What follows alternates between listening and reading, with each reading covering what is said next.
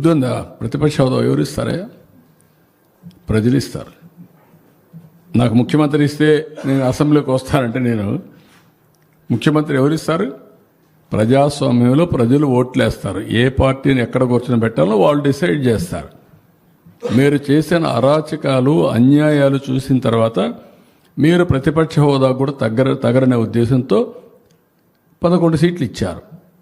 ప్రతిపక్ష పార్టీ కావాలంటే ఎన్ని సీట్లు కావాలి?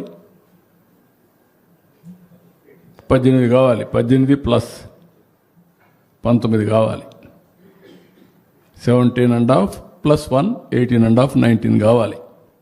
19 ఉంటే వస్తుంది. అప్పుడు ఇవ్వరు. అది రైట్, హక్కు, ప్రజలిచ్చే అవకాశం, అది ప్రజలిచ్చే అధికారం. రాజకీయ ప్రభుత్వం ఇచ్చేది కాదు ఇవన్నీ.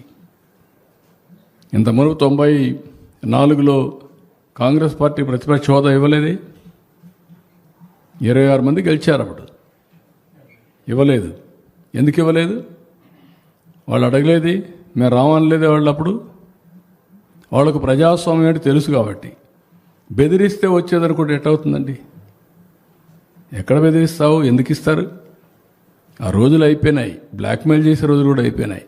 ఇంకా మళ్ళా గొలగరాయి డ్రామా, కోడికత్తి డ్రామా, గొడ్డల వేటు డ్రామా. గొడ్డల వేటు గుండెపోటు నేను నమ్మాలా? ఇప్పుడు కూడా నేను నమ్మాలా? నీళ్ళు ఇస్తే నీళ్ళు ఇవ్వలేదని నేను నమ్మాలా? ఎరువు ఇస్తామంటే ఎరువు ఇవ్వలేదని మీరు హైజాక్ చేస్తే మేము మిమ్మల్ని రైతు ఉద్యమంగా భావించి మీకు జోహార్లు కొట్టాలా? వాళ్ళు దగ్గర పెట్టుకొని పనిచేయండి మీరు.